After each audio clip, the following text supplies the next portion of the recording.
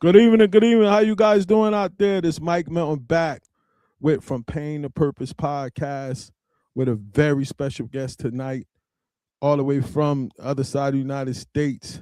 We have Dr. Denyse S. Turner in the building. What's up, Doc? How you doing tonight? I am awesome. I really am. With everything that I've experienced, I'm awesome. How are Yeah, you? okay. I'm good. I'm good. I'm good.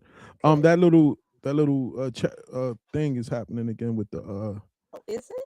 yeah, with the what's the name? If it's something that's but we'll try to get through it though. So how you been doing, Doc? I've been doing well.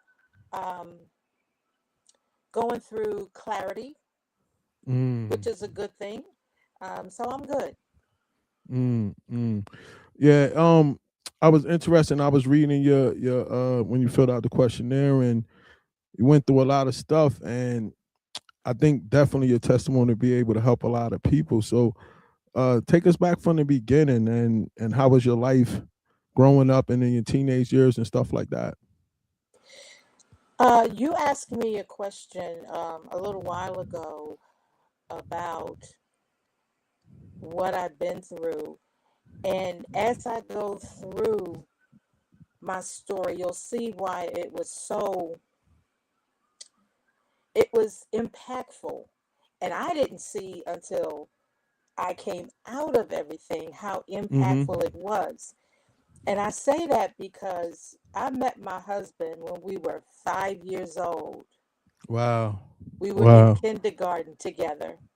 Is there any way And that hold on, is there any way we could do something with the mic thing? Cause your story is good and it has that like what's the name sound in it.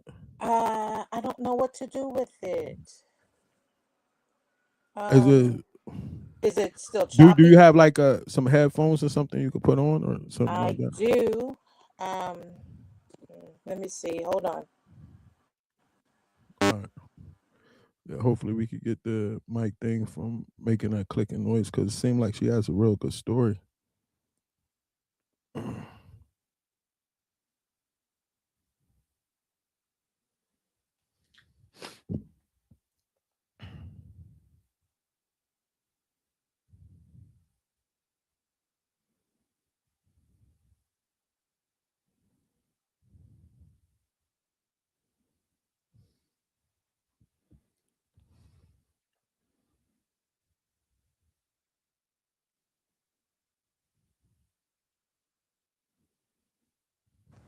Um, but you know what?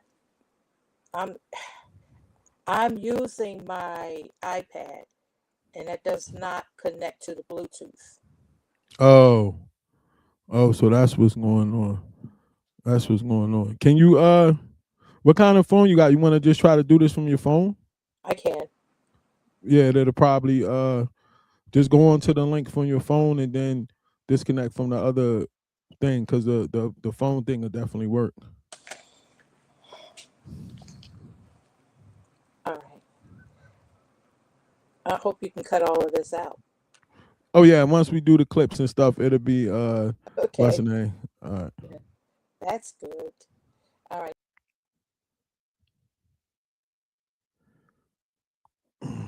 Yeah, while she get that going and we'll go from there when she come in on the other one. We'll check that one.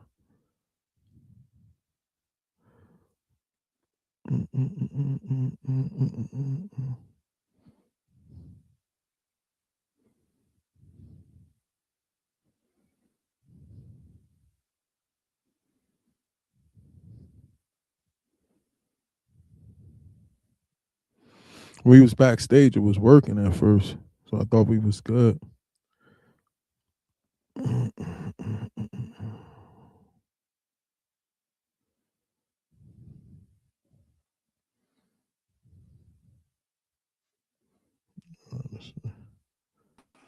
Hello? Can you hear me? I can hear you, but I need to turn I need to come out of this iPad. Yeah, yeah, take that one off. Hello, can you hear me? I can hear you. Can you hear me? There you go. There you go. All right, now we could get. Does that That- sound better? 100% better. Oh, wow. 100% better. All right. Now, where am I going to put the phone? Okay.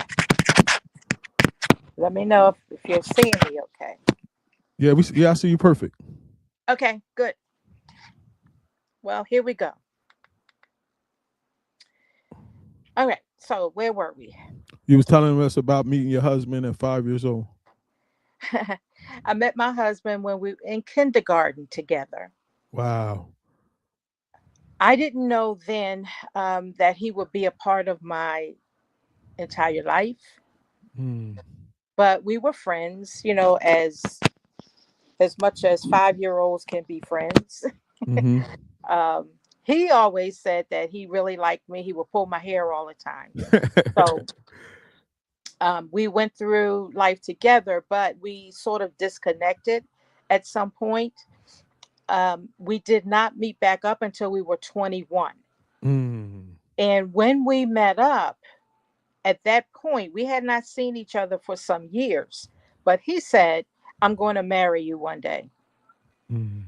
And to me, I said, I don't even like you like that. And I remember that so clearly. He said, okay, mm. all right. But he was right.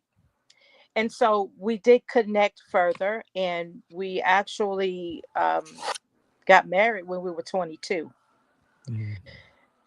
He was a preacher. He was a pastor. He was a preacher first, and he came and he joined my home church. And so when we were together, my thing was, I don't ever want you to be a pastor. Mm. I said that because I had seen so many examples of pastors' wives who had gone through different types of things. I didn't know at that point. I couldn't give language to Mm-hmm. trauma, but I knew that they were going through different things that was affecting them. And I said, no, we're not going to do the pastoring thing. He Mm. said, okay. He was a preacher. And at some point, he said, I think God is calling me to pastor. And I was like, didn't we go through this already? He said, I have to follow God. mm-hmm. I followed him. Mm. And his first pastorate in Baltimore, Maryland, we were there for 8 years. Um, and as I go through this story, the thing that is so magnificent about this is because I always say I lived a quote unquote dream life. Mm. And I said that because we didn't have any issues in life. Yeah, we go through different things like any couple, sometimes we were short on money, but it was still a dream life. And it was dream for me because it really let me see who I was. I've always been a people person. Mm-hmm. And as we were in this church, that became so much more pronounced, being a people person. And so I always say it was a dream life.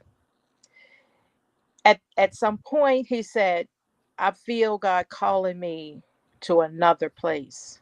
Mm. Like, here we go again? Really? We ended up moving to New Jersey. We were in New Jersey. He was actually there 28 years, and I mm-hmm. stayed there for 32 after he passed. Not 32 years additional, but 32 years total in Patterson. And again, it was a dream life. And it wasn't until he passed that things started to go downhill. Wow. So what This happened is to him? one of the things that, and I had spoken to so many pastors' wives who have gone through some of the same things with the church. You think that people in the church know how to treat other people. Mm. Not so. Not so. And I learned that the hard way. We had everything set up as far as taking care of his family once he passes, life insurance, health insurance, seminary trainings, all kinds of things in his package that was created by a CPA and approved by the church. Yet, when he died, that's when they started. I'm going to try to be respectful to you, Mm. Mike, I understand. but they showed their butts. Wow. And it was so disheartening to me because I spent my life caring for other people, pouring out my heart to other people to then be treated the way we were at that point. Mm. But so let me just get back to my teen years. Everything was really normal. I went to the largest, well, the oldest girls' school in Baltimore, and it was a very prestigious school. So my life was good. And it wasn't until then, now that we're talking, like, what happened? So, when he died, things just went downhill. At that point, they asked me, and I had my daughter with me at that time. I have two kids, a Mm-hmm. son and a daughter. My son had already moved to Atlanta. My daughter and I were still together. And they asked us to leave the home that we had been in for 28 years. Wow. And I'm like, well, where are we going to go? We have no place to go. And we don't have the money to go if we had a place. This girl, and I've always been not just a people person, but I will stand up for my rights. Mm-hmm. I ended up taking them to court. I wrote my own defense. I presented it to the judge, and the judge said, I don't like to get in the middle of church and people. And I understood that, the separation Mm-hmm. of church and state. Um, and she did tell them, if you want her to go, then you have to give her some money so she could go. She doesn't have a job. She doesn't have money to pay deposits and everything else that would need to be paid. So you need to give her some money. They didn't like that, but they gave me $1,500. What? $1,500 would not even pack up the house that we had of 40 years worth of stuff, let alone pay for deposits, a place to live, all of that.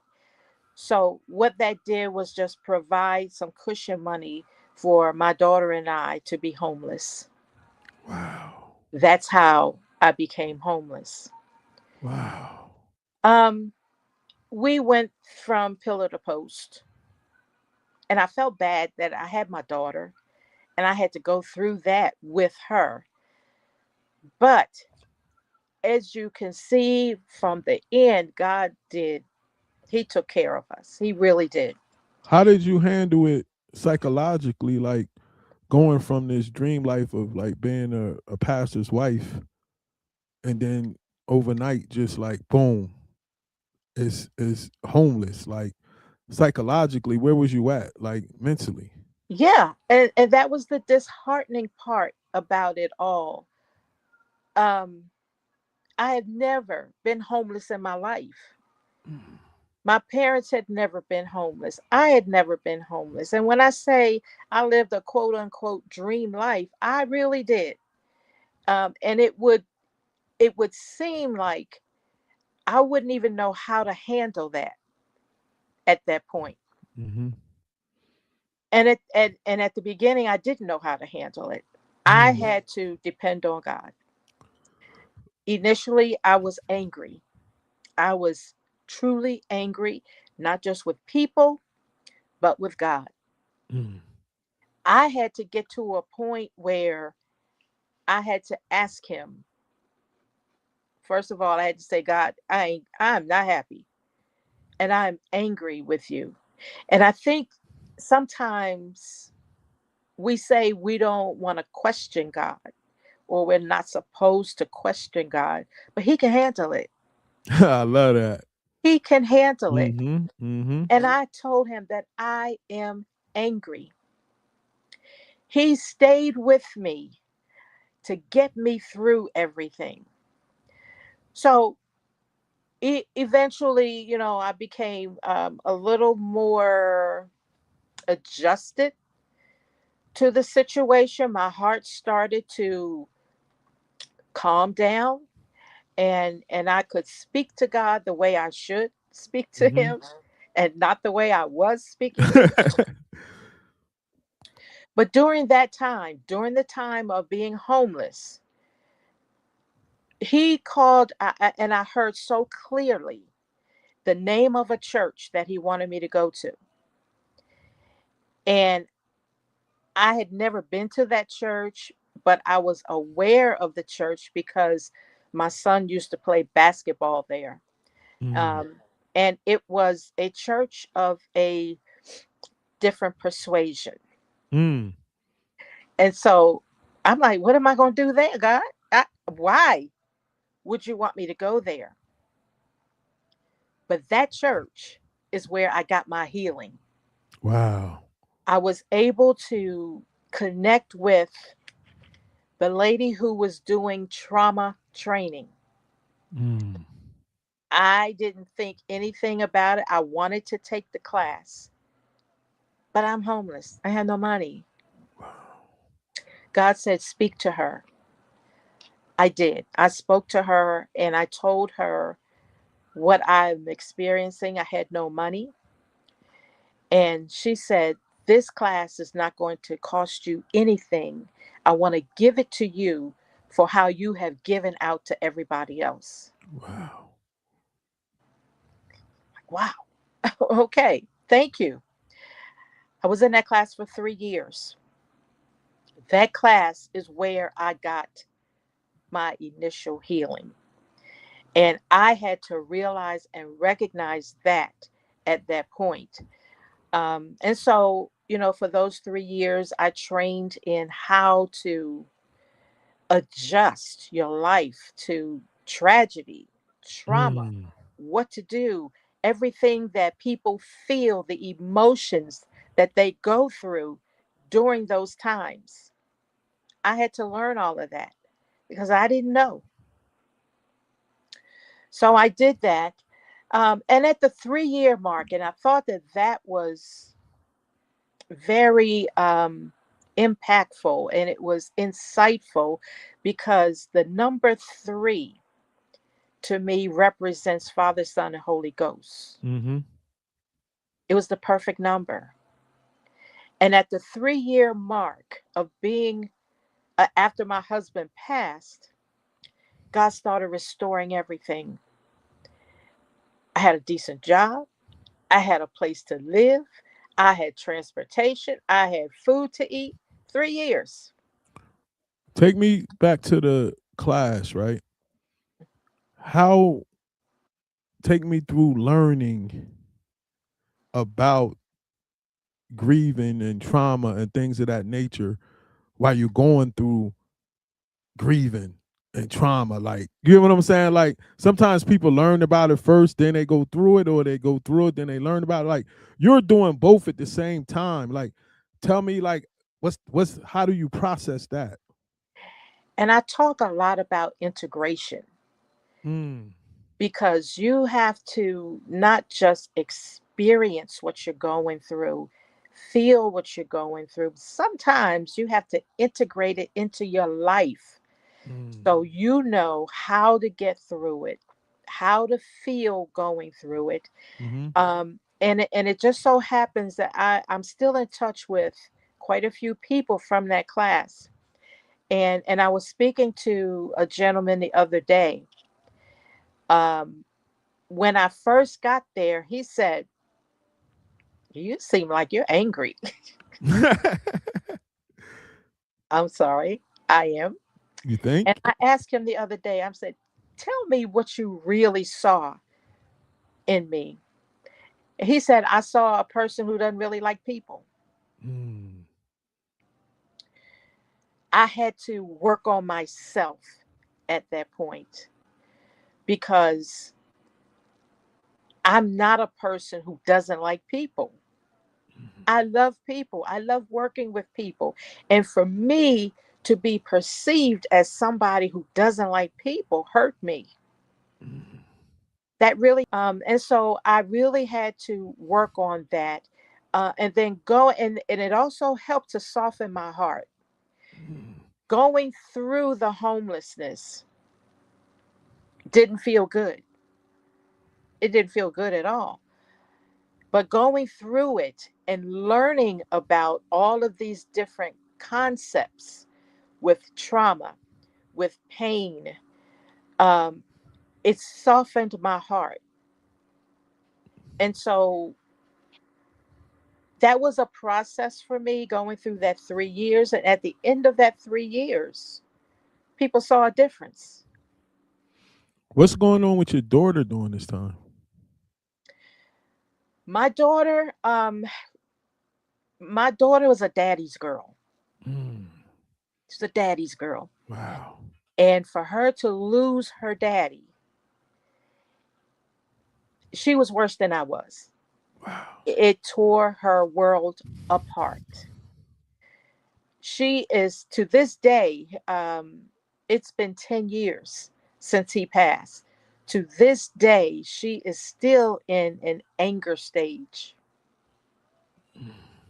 And I'm trying to move her from that place, but she's not ready yet. Sometimes it takes some of us a little longer Yeah, than it takes you're others of us. And not so ready till you're ready. yeah, I can't push her because then it won't be authentic for her. Mm, The person who is now pastoring the church is actually a friend of hers. They were very close, but she will not step foot in that church. She doesn't want to talk to him at all. She mm-hmm, is still in a stage of disbelief, and she can't move forward. But during that time, she was crushed so much that she couldn't even go to work. So she had to stop working. She had no income. I was paying all of the bills. Once I got everything restored, I had mm-hmm, to pay my car, her car insurance, rent, telephone bill, energy, everything was coming out of my pocket. That was a burden. mm-hmm, And that actually leads me to the next part mm-hmm. of all of this because I reconnected with a high school sweetheart from Baltimore. And I had not seen him in all of this time. I knew we dated when we were 15 years old. I knew at that point he was such a nice person. I liked him a lot. But he lived in Vegas. I'm in New Jersey. So he said, why don't you come and visit me? And I'm like, where are you? Because I knew he was from Baltimore, but he had moved. So when I came out here, I came out just to see Las Vegas because I've been here for conferences, but never to live. So I wanted to see how people lived here. Mm-hmm. I got here on a Thursday night. It was the first weekend in February of 2019. I remember it clearly. Got here on a Thursday night. We went out, we had fun. Friday night, we we were watching a movie. He said one thing, and I said, "No, I don't think that's it." That was the beginning. He knocked me into a glass table That night? that night. So this was the second night Wow. I saw him. And excuse my French, but it stunned me so much. I said, what the hell just happened? Wow. And I was 59 years, no, 61 years old at that point. What? And I'm like, why am I going through this at my age? The thing, though, was he apologized. The next day, he apologized. I was grateful for that. Looking back over that, though, I understood he apologized so he could get me back out here. Mm. He wasn't really apologetic. He wanted to get me out here. So I went home that first weekend in February. I packed up my life to move to Las Vegas. And I drove to Las Vegas by myself. It took me 7 days. Wow. My daughter, where is she during this time? She was even angrier Mm. because she's saying, I lost my father. Now I'm going to lose my mother. But you're not losing me, but I need to get on with my life. I Mhm. need to see some type of normalcy in my life. Um, the thing with that whole season is it built my testimony. Wow. And it brought me back to I ran a young woman's group in New Jersey. Mhm. And these were young women who had been going through domestic violence. My advice to them was don't allow anybody to hit you. Walk away right away. I didn't know what to do. That was book knowledge that I was giving them. Ooh. It was not lived experience. And when I look back, Mm. how would I expect somebody who's 19, 20, 22 years old to walk away if they don't have the finances or the support that they needed? I didn't realize that then. Being in this situation for myself, now I understood wow, that was horrible advice. Now I learned what it was like to be in a domestic violence situation, fighting for your life every other day. I had a gun put to my head, everything. That gave me another layer of testimony. Another Mm. layer. So I was with him for a while, but I had to walk away. And I had to depend on God to do that. I had a good job, but I didn't have anywhere to go, didn't know anybody here or anything. So I said, God, I have to get out of here. And he heard me. That was the year that I got additional money, not just through my job, but it was a year of going through the pandemic. Mhm. During the pandemic, but we got a stimulus check. Mhm.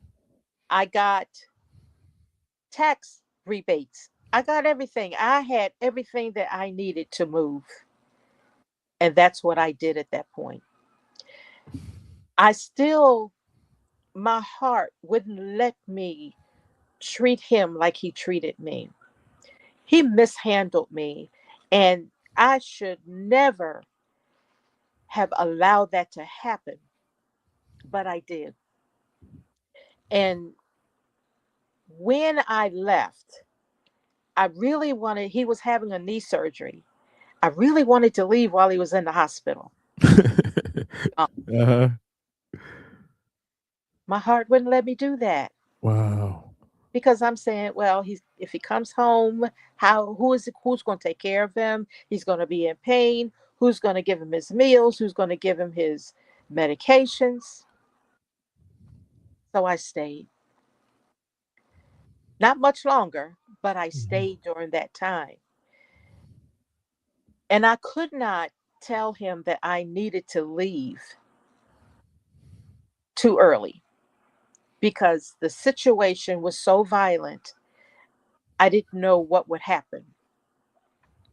And so I waited until 3 days before I left. I had all of my arrangements done, a moving company, everything was all set up.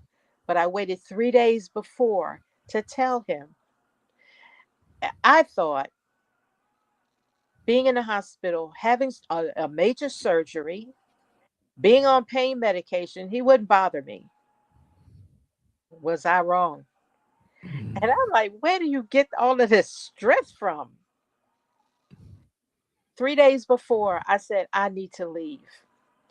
And I think that it stunned him. It shocked him because he never thought that I would leave. And he said something that was so, I don't even know the word for it. But he said, if you leave, then we can't work on our issues. Mm. And I'm like, okay, now it's a we situation. I've never touched you. Never. Now it's a we. Hmm. I'm sorry, I have to go. Mm. For those 3 days, he was sort of, delayed, subdued.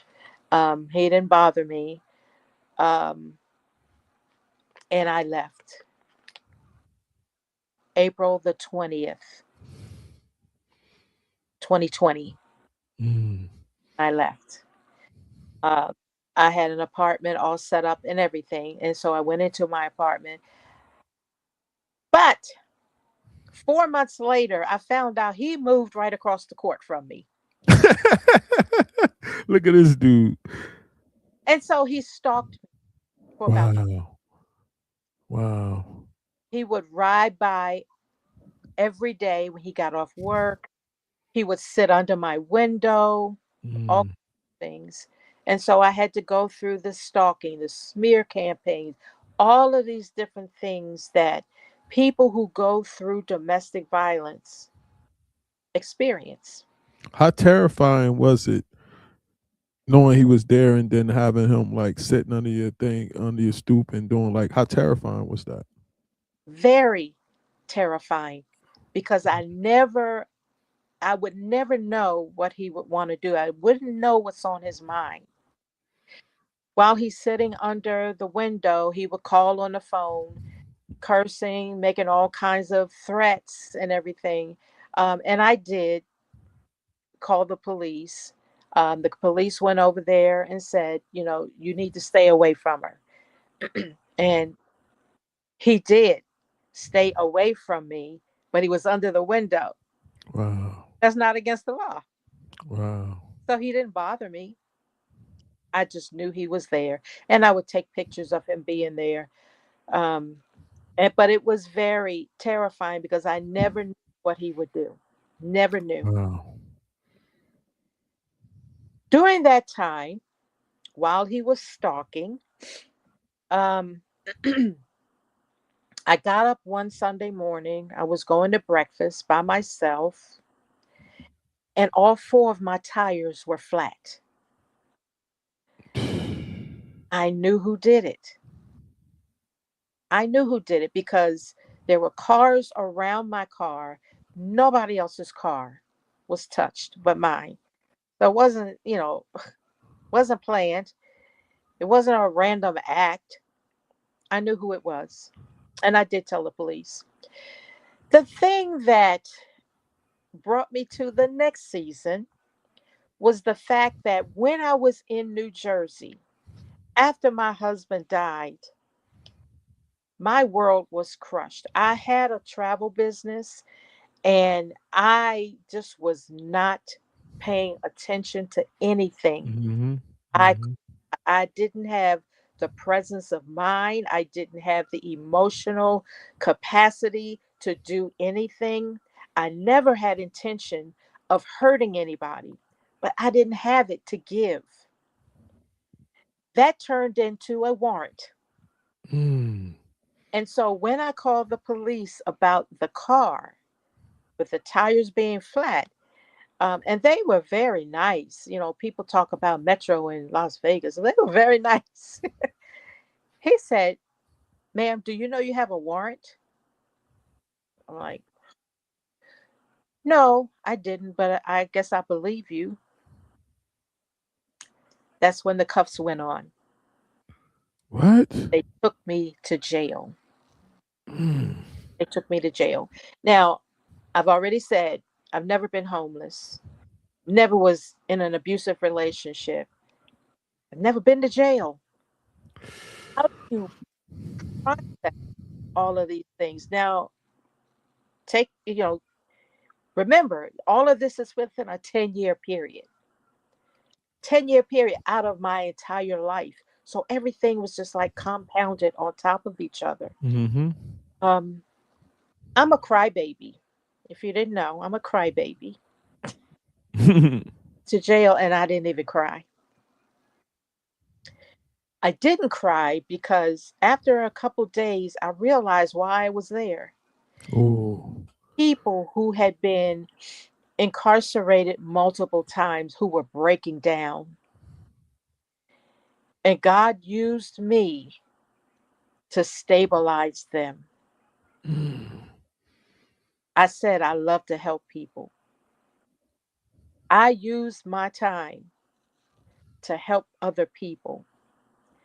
Now, they said, this was during the pandemic. So they said that in 30, I would be there for 30 days.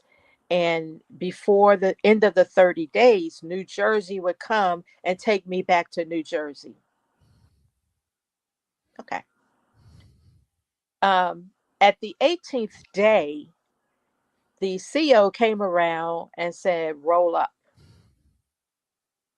I felt really stupid. I'm like, ma'am, I'm sorry. I don't know what roll up means. Mm-hmm. Just pack your things. You're going home. I thought I was supposed to be here 30 days.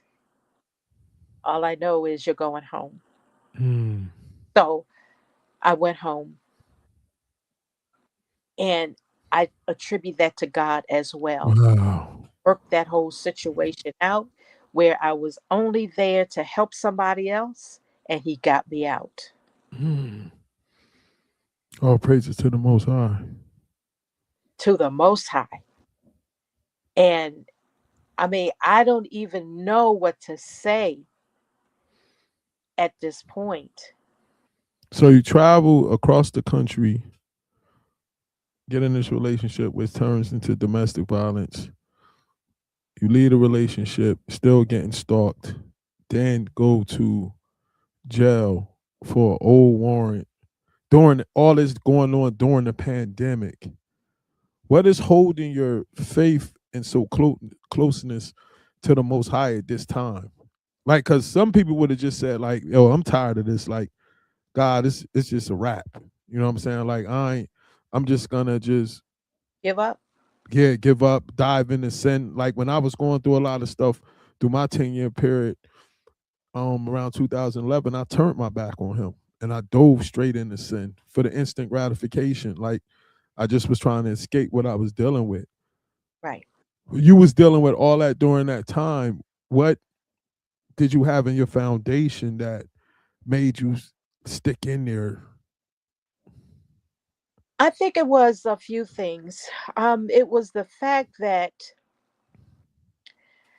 I was going through all of this basically alone. My daughter was around, but I was going through all of this by myself because she was feeling her own things. There was nobody left but God.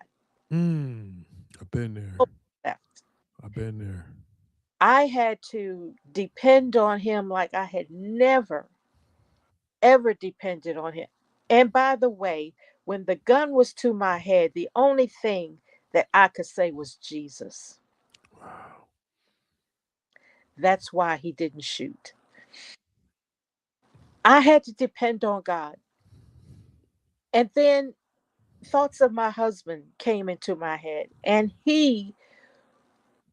I wanted to do things for him. I know he wasn't here. I know he wasn't coming back. Mm-hmm. But If what they say is true in the Bible, he is watching. I wanted to make him proud of me for going through everything that I went through and coming out on the other side. Mm. This was the strength that I showed when we worked together in ministry. I had to do it for myself. I had to say, I know I can do this. Because every time something would happen, I go to God and I felt like God is your problem child again. Here I and I always this, Uh-huh. but I had to lean and depend on him, continue to allow him to walk me through. I couldn't Mhm. walk, Mhm. I really couldn't. So he had to walk me through. I wanted to make my husband proud. I wanted to make my children proud. I wanted to make the rest of my family proud to say, wow, you went through this, and you came out on the other side by yourself. Yeah. So those were the things that I was actually thinking about.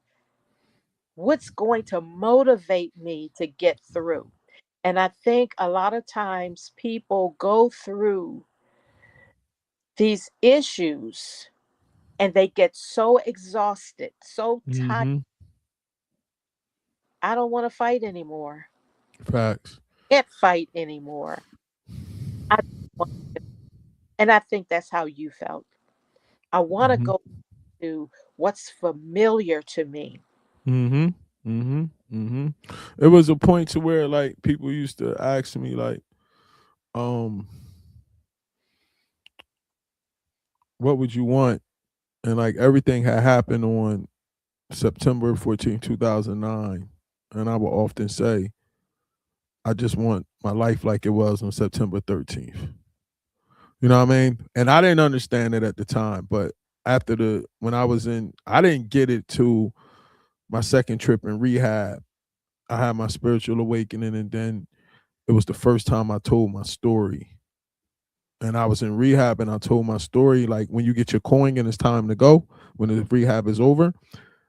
And the people were like looking through me when I was talking. It was about 150 people in this room. And it was like it was like they was mesmerized by me speaking and what I was saying. And that's when I knew why all of that happened. Yeah. Now you about to use this story to go help save people's lives. That was your Like, point. yeah, yeah, yeah. That's when everything made sense. Up to that point, it was like, why is all of this happening? Yeah. And you don't understand it at the time. So Mm-hmm. I had to look at each part of Mm-hmm. what I went through to get that clarity. But it still didn't make me feel any better Mm-hmm. until I was really out Mm-hmm. on the other side. So I who am I now? I am still a person who loves people. I have used everything that I have gone through. There are people who have lived through deep loss. Mm-hmm. They've lived through the trauma, the traumatic experiences, and they come out and they reinvent themselves. So they come out with clarity about why they went through these issues. For the first 5 years of my business, I was helping people to heal one on one. This year, 2026, I sort of um, changed my perspective, changed the trajectory of what I'm doing because I understand that there are people who are in leadership positions Mm-hmm. who have gone through these things. They don't deal with them and they are leading other people. Wow, So that's deep. telling me that you have these issues within yourself, you feeling the emotions, you're feeling the the unstabilization that's in your life. You go through these different things and you're dripping it on somebody else. Mm. Quick question. Hmm. Um, when you dealing with somebody that is scared to peel off the band-aid, Yeah. what or do you use some kind of therapy technique? Like, what do you do to really get them to understand that the healing is when you actually face the trauma and go through it? Like, how do you get them to get to that point? When I do one-on-one counseling, Mhm. and so with my trained profession, I have a bachelor's in psychology. I have a master's in healthcare administration and one in public health. Mhm. Uh, also have a certification in not just the trauma, but also in family counseling. And when I sit with somebody one on one, one of the first things I tell them is there might be times you don't like me. Mm. And they look at me like really weird. I'm serious. Because I need you to look at life experiences, trauma, as a physical wound. Mm. It's a wound that's sitting there. It's scabbed over, but if you don't clean it, if you don't debride that wound, it still has some infection underneath. And that will come back and cause a problem for you if you don't clean it. So you have to figure out where the roots Mhm. trauma come from. That's where I have to go back to. And so it takes me sometimes 3 sessions to dig deep in that person's life. And that's why I say you might not like me because I got to pull it out. I've Does got to it? know where the roots are so we know where we're working from and what we need to do to get you to healing. Have you Um, noticed, like, in terms of sex, the different genders, is one gender more easier to work with to get to that point than another? Because I know, like, when I do groups, um, at first I was doing all males. It was good. It was good. And then they added females with the males in the group. What I noticed was that the females was more vulnerable and transparent. And the guys was like holding on to stuff. You know what I'm saying? Like when we talking about different subjects, the females were more transparent. But when it comes to healing, are they more like in terms of what you do you see the same thing or you see something different? I absolutely do. And if I look back on the people that I've worked with, the women, they don't mind sharing their experiences. They don't mind Yeah. how those experiences made them feel. The men are more guarded. Mm-hmm. And Mm-hmm. just in 2025, I co wrote a book with a friend about men's mental health and the Mm-hmm. that men don't like to share that much. Mm-hmm. And even the person who co wrote the book with me said, I don't want to share it. I, but how do you help somebody else if you don't share it? that's That, what I be talking about. and Mm-hmm. sometimes, some people will tell me, why do you got to share all of that? How is somebody going to trust what I say if I don't tell them what I've been through? I already told you. I went through a quote unquote dream life. Mm-hmm. They see me sitting on a pedestal Mm-hmm. all the time, thinking that I'm Miss It. They're not going to trust me. They're not gonna tell you anything. No. And so I Facts. have to tell the story. I have to give the narrative of everything that I lived through. And listen, I believe that God took me through all of these things so that I would have a testimony. What's the percentage of the people you work with that their trauma eventually gets tied to substance abuse? I would say about 30%. Mm. Yeah, that's a good, that's a decent number because more the experiences I see it be a lot higher. You know what I mean? But 30%, that's a that's a decent number. You know why? Because it's the men. Mm. They don't want to share their story. And so, in order to hold on to what they know, hold on to what they're feeling, not share it, they use alcohol or Mhm. other, substances, um, Mhm. because that numbs them. They don't have to. Mhm. Mhm. Mhm. It's even more difficult or challenging for me to get to the roots because now you've mixed in something else where you're not really feeling it. You're not cognizant of everything that you've been through. So, how can we get to those roots? Mm. How often is it tied to childhood? A lot. Mm. Lot. And I think about one person that I worked with, being very evil, angry, didn't know why, didn't like people, didn't do this, didn't do that. Like, why? But she didn't know. Mm. I dug into it. It happened in her childhood. It happened in childhood. She was molested. She was Mhm. abused. And so all of these things, and I take them through the memory of their childhood. And she like, I forgot all about that. Mm. That's where it's coming from. And so over the years, it's just been compiled. All of the other things that you've been through in life have been just piled on top of that. And so now it's buried deep down inside. What I had to do Most- was go ahead. Go ahead. What'd you say? It's buried deep down inside, Yeah. but the emotions are coming out. And I always say, if you don't deal with it, eventually it will erupt. No, only way I was able to do it was I had the gift of desperation when I went to rehab the second time. So when Oh, I went to rehab the second time, I got with this group and I did the 12 steps.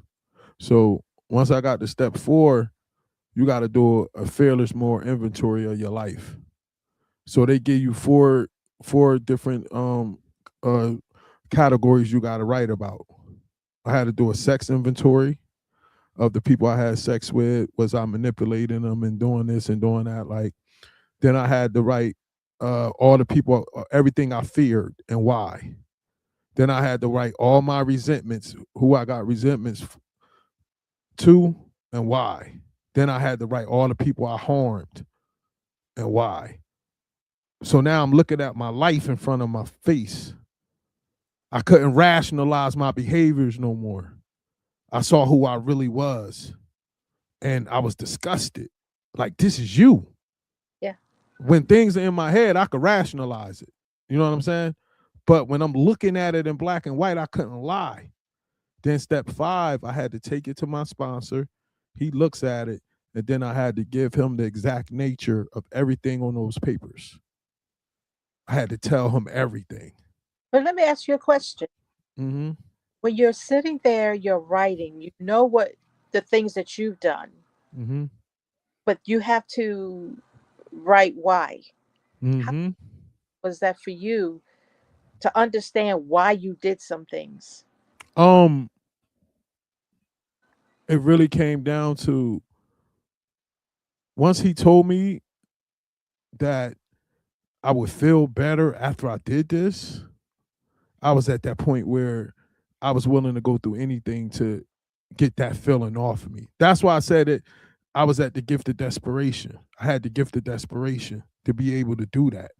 Right. That's why, like, when I sponsor people, um, more times than not, once we get to that point, they quit Yeah. because that gift of you got to have. They said in order to do that kind of process, you got to really feel like your life is on the line. Like, if I don't do this, like, I'm gonna die. So then you're willing to go all in. But once I saw it, it's like seeing yourself in that black and white, and I saw my patterns of my dealings with women. I saw the patterns. Like, cause I had to write all their names down, and then I had to write different things about the situation, and they had categories that you check. So then it got to the point to where it was like I just was putting quotation marks because I got tired of writing the same thing. But I'm seeing my pattern. Like, you can't lie and say that you're somebody else when you actually see who you are. Black and white. Yup, yup. And then I had to tell it to him. So that humbled me. It broke me. But we visited the trauma. One of the most revealing things that we found out, and then we'll get back to you finishing up your story. Um, when my I don't. first wife got murdered, one of the things I didn't understand was why I couldn't love her like she loved me. What was wrong with me? And I carried that for years, and I drank with that for years. I drank with it like, if I was a better husband, this wouldn't have happened. Like, why I couldn't accept it, the love. But when I did those steps and I went with my sponsor and my therapist in rehab, we took it all the way back to my childhood. And we was able to pinpoint what was wrong with me. And once I understood that, it lifted the shame, guilt, and remorse like off of me. Cause then I realized it wasn't my fault. So that's when, like, facing that trauma is it, but most of the times we run from it. We run to drugs, alcohol, sex, gambling, And anything to give us the dopamine. What you say? face those feelings, so you turn to those things. Yep, yep, Um, yep. Okay, now you can finish. I just wanted to add that in. and when you got to that point of desperation, Mm-hmm. was because before then you were just surviving, Yep, yep. surviving, going from day to day, doing what you do from day to day, not thinking about everything that you have gone through. You're surviving. And so there is no stabilization there. And that's what I do now because I want people to move from surviving and start stabilizing. Mm, So I don't want to just help them to heal, but I want them to make sense of who they're becoming next. mm, You're now moving into another chapter of your life. You're moving into another season. And so you need to understand who you're becoming next. You are not who you were before that point of desperation. yeah, you 100% right. 100% right. And if a person does not take advantage of the healing, they can't move to another space. And so they just exist from day to day. They survive. And with leaders who are leading other people, you're leading with all of this stuff that's inside, Mm-hmm. ripping on somebody else, probably somebody else who can't afford to absorb your emotions. And that's what led me to work with leaders. Now, before you got to leaders and you was doing the individual, one last question on that I want some insight on. How did you protect your mental health after taking in all this information from so many people? Because when we take in a lot of traumatic stories from so many people, like, it can drain us. How did you how did you protect yourself on and your mental health while doing all those sessions? And that's one thing that I learned in the 3 years that I was in the trauma course. Um, but it didn't take much for me because I think I've always been a person, if I get overwhelmed, I step back. Okay, okay, okay. And I did notice as I was working with people, even after one session, I'm like drained, Mm-hmm. Mm-hmm. uh-huh. left my body. Uh-huh. Uh-huh. I had to re energize myself by stopping. And I do that. I do that quite often, because if I go through something like this week is difficult because I have this today. I have another podcast tomorrow, and Saturday I'm doing an in person conference. Mm. I know when I get so involved in the story, I have to step back and stop. So Mhm. I did nothing, Mm. did nothing. Mm. And a lot of times I watch TV and I just watch stupid stuff. Just to have that sense of humor and Yeah, that laugh, yeah, and the joy, yeah. mindless entertainment Uh, yeah. because I need to rebuild myself, so that I can then speak to the next person. So um, it's definitely something that will drain you, um, Mhm. will feel overwhelming. Sometimes I even cry. Mm. And one of the things, um, I'm writing my domestic violence book. Mm. So I'm very much involved in domestic violence activities and events, and advocacy. I gotta introduce you to my aunt. She was on my podcast. She married my uncle and she just was on TV. She got a huge domestic violence movement in New York. She been on TV about it. Her story. I had her on my podcast. I'm gonna give her your Please, Facebook thing, and so she could reach out to you and y'all could collaborate. Like she wrote a book about it. Like she's into that heavy. She's into that heavy. please do. Please do. Because Okay. Okay. to connect with as many people as possible. Um, Okay. violence. And I started writing that book. When I left him, it was April of 2020. I started Mm-hmm. writing that book. Is Mm. written. And it's because every time I sat down to write it, I became triggered. Wow. Memories would come back. I would get overwhelmed. I would become fearful. I didn't know what was going to happen. So I couldn't get the book written. Mm. But it wasn't until recently I figured out why I really couldn't write it, because that chapter was not finished. Oh. He just died Oh. a few weeks ago. Now I feel free. I Oh. feel the weight that's lifted off of my shoulders, Oh. and I can write. And now it has another chapter, because that chapter I couldn't close the book out without the final. Wow. Wow. Now I got it. That's deep. So you have to learn how to step back, and I got triggered so many times writing the book. I said I can't do it right now. Mm. Wait. And look what I waited for. Wow. That's deep right there. That's deep right there. So if you're sitting down in front of a young lady now that's been through all of that and she come to you and she says, I've been through this domestic violence thing and I want to heal. Where do I start?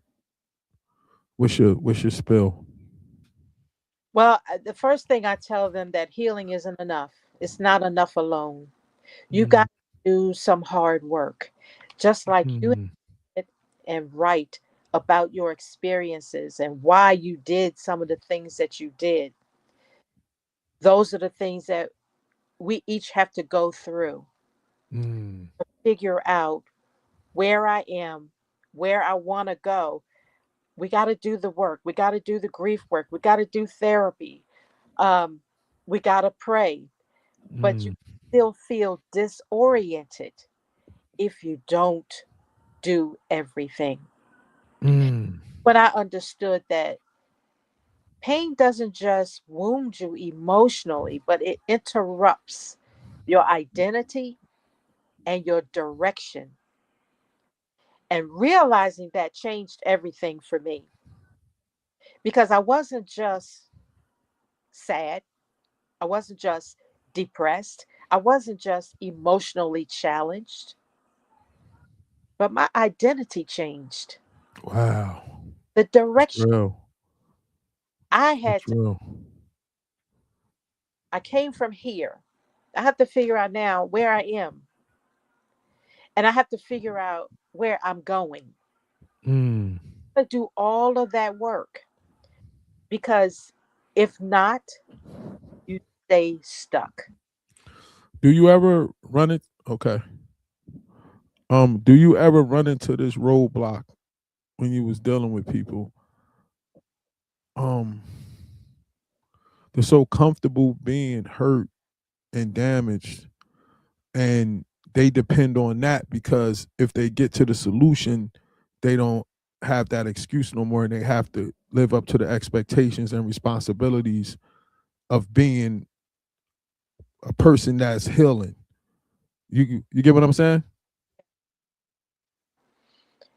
That's one reason why I'd like to work with people for at least a year. Mm. And I say a year because I see people in all four seasons of the year. I don't really see the four seasons out here, but Mhm. people who go through four seasons of the year, they react differently. Mm. They respond differently. And so I want to see you in every season of the year because if you're in an acute crisis, you're going to bleed emotionally. And over time, I notice things that are deeper. And people who are not in crisis anymore, they were still stuck. Mm. We're trying to figure out why. Why can't you move to the next step? Why can't you get out of this rut of being stuck and not knowing where to go and how to move? Mhm. And I figured out that they weren't broken, they were just unanchored. So we Mm. had to do a shift about what we're talking about, what we're dealing with, what we're looking at, and realize you don't just need the healing, but you need the clarity. And we got to get to the point of clarity, the stabilization, and the direction that you want to go. Mm. Mm. Where does any fear of success come into that? Well, we're all scared. Mm. We all are, especially when you go through things that you've never gone through before. You think I was Mhm. scared in jail. Mm. Mm. Scared. I was fearful.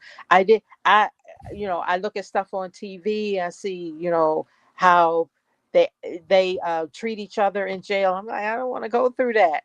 Uh-huh. Uh-huh. Yeah. What's the what you have on the horizon coming up, and where could people really get in touch with you and get your services? Like what do you offer?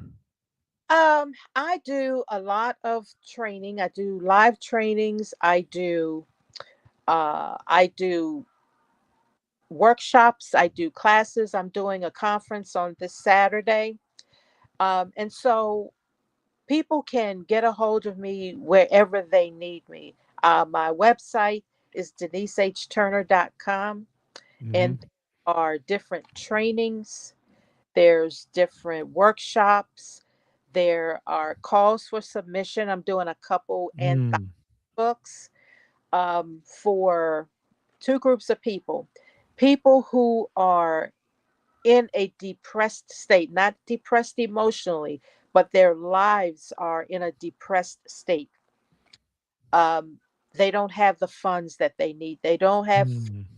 they're unstable in their lives. And so I'm doing a book for those to write a chapter about their experience. And then that's going to turn into a class for them.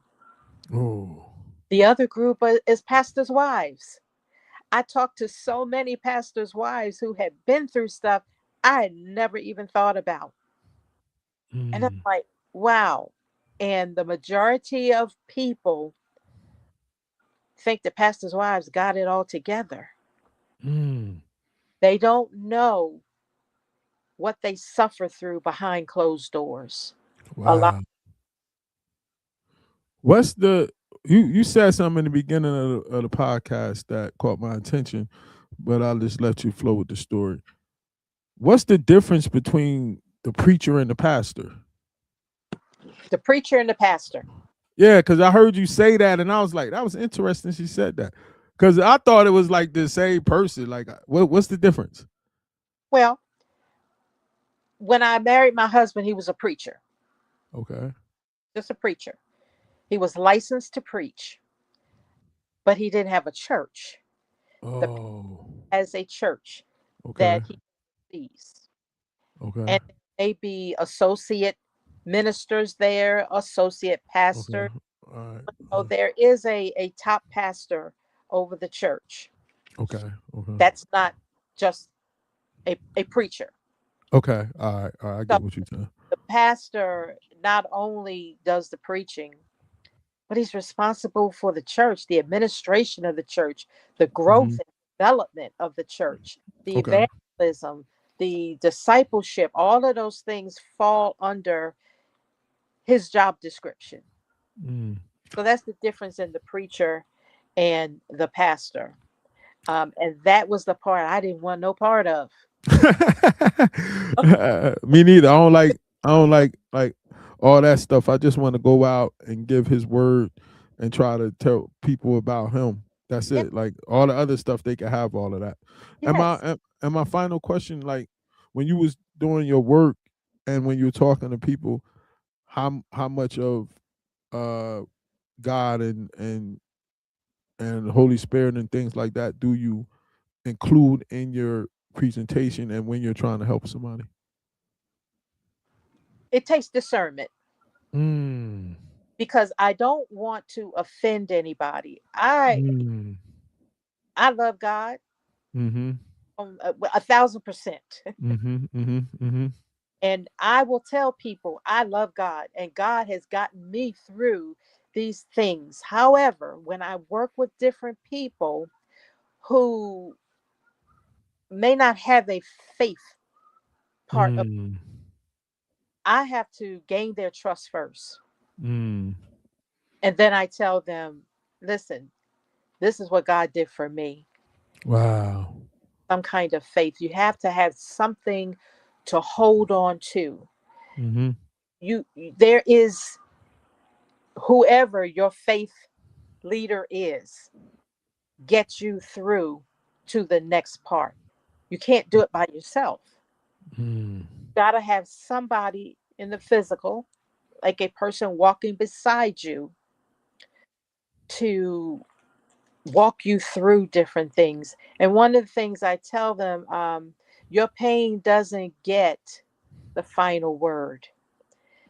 Purpose requires participation. And Wow.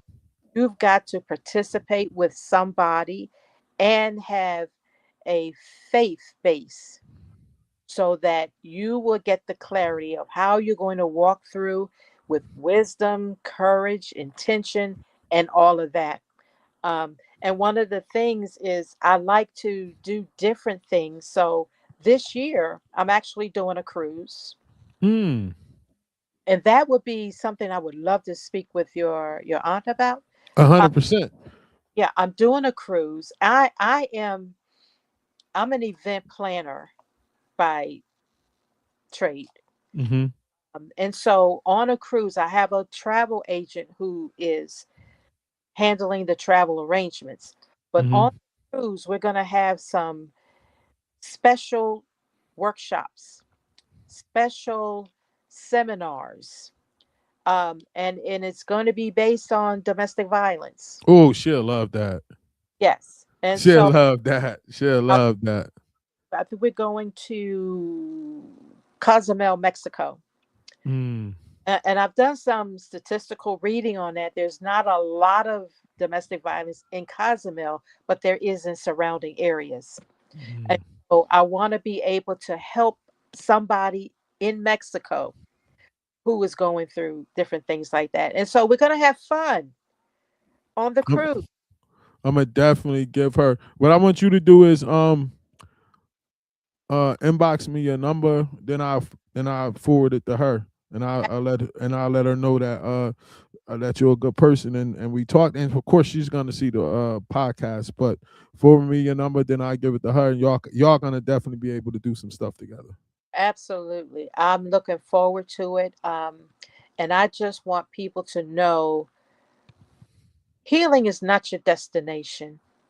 Mm, Clarity is. Clarity, because you need to have the clarity to know where you're going. You need it to stabilize, realign yourself, and move forward without repeating things that you've done before. mm. So That's the thank you, Dr. Denyse Turner, this for coming on tonight. Huh? this has been a pleasure. I know. I told you it was gonna probably be a good conversation, most high willing, because I did a lot of work on myself too. So when I was reading your questionnaire, I'm like, yeah, I could tell this woman did a lot of work. And I am grateful. I'm grateful to you All because praise to the Most High. so much. All right, no doubt, Doc. All right, thanks for coming on, Doc. I'm gonna send you those clips. When Okay. I'm gonna do them tonight, and then I'm gonna send you an email tomorrow with a file that you could just take all the ones you want. Perfect. I love it. All right, Doc. Thanks for coming on. All right. Thank you. All right, thank you. Bye bye. Wow, very good conversation, interesting conversation. Another great podcast for Pain the Purpose.